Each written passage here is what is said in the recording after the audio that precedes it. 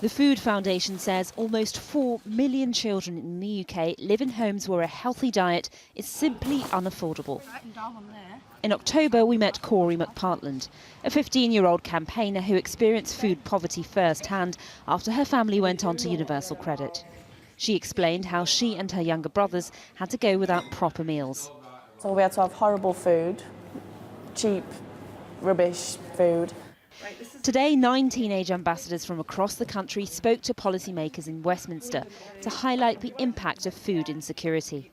New figures reveal a quarter of school-age children without access to free school meals are forced to skip lunch, something that can have a damaging impact on their development and education.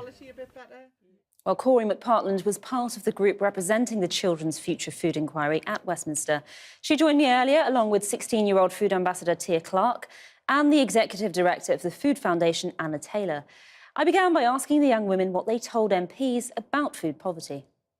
We started off with the stigma, how whenever someone hears the word poverty, they immediately think homeless, or the advertisements you see on TV where you make donations, but literally anyone that you know could be going through it and they might not even know themselves. We didn't know ourselves until we got it fully explained to us. But you know what it's like, don't you? Yeah. No, we do. Can you tell me a little bit about your own experiences? Basically, Mum's got epilepsy, so she can't do a right lot in the house. It's a disability. She's always tired. She's on medication, so she can't go near pots and pans. So I cook. I help cook, help clean, help with the boys, take them to school, because I've got 2 younger brothers. And then, basically, sometimes it's just one of them awkward situations where there isn't enough beans, so I'll have soup noodles or something like that. It's just sharing meals and cutting down on portions.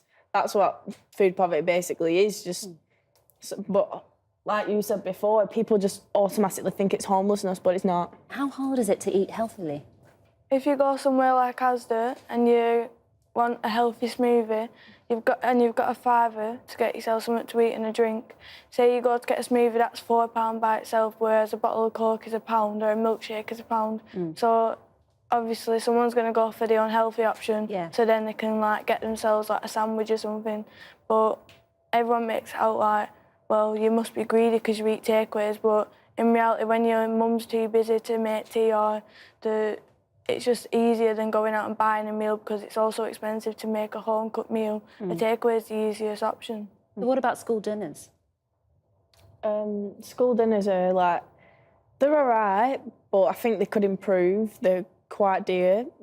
Basically, when you've got free school meals, your budget is £2, so you've got £2 to spend every day. You can't spend it at break, so you have to wait till 1:30 till dinner. Say if you get chips and a sausage roll with gravy, that's £1.50, so you've got 50p left to spend on a little carton of juice. It's rather that, or you can buy a bottle of water, which is 90p for some reason. I don't know why 90p, that's quite dear for a bottle of water. It's got no juice or anything in it, no sugar. You can rather get just a bottle of water and just some chips, and then that's your £2 gone. So what did the MPs say when you told them about this? They were very shocked, weren't they? Their expressions on their faces, they made me laugh because I'd never seen someone so frustrated in my life. And because it was so repeated between literally every young person there said the same thing, I think it made it more of a reality that it's actually happening. It's not just in some areas, it's literally in every area.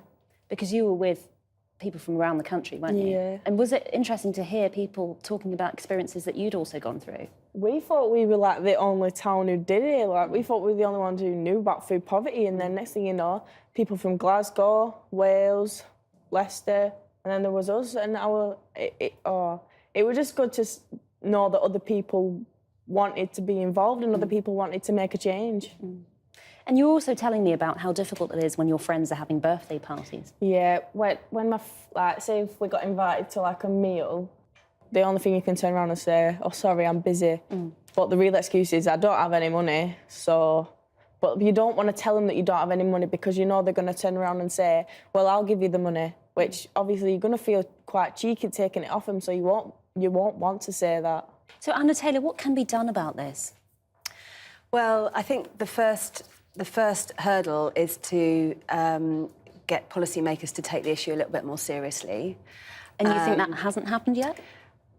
I don't think that's happened enough yet. And I think by hearing directly from children and young people and not just looking at numbers on a page, it brings their real experiences to life in a way which is really hard to ignore. We've got a generation of children that are very familiar with food banks, and yet many of them suffer in silence and don't feel that they can tell their teacher or their school friends about the situation they're going through because of this heavy stigma that they experience.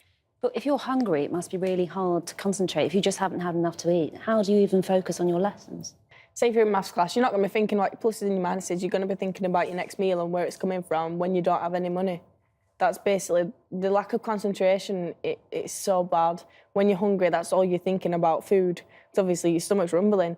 And there was a young girl who told us before, when she's in class and her stomach starts growling, she presses down on it so then it doesn't make a noise because she's ashamed of what her friends will say. But no child should get put through that. But we live in one of the richest countries on this planet and we're in this situation. We shouldn't be. Government should do more. What's your message then to MPs? I know you spoke to them directly in Parliament, but what is it you want everyone else in the country to know about this? To do more things like this, to actually raise more awareness of what food poverty is and help people realise that going to a food bank isn't bad. It's something, if you need to do something to feed your family, then you have to. It's just life. Corey, Tia, Anna, thank you so much for coming in and sharing your experiences with us. Thanks for having us.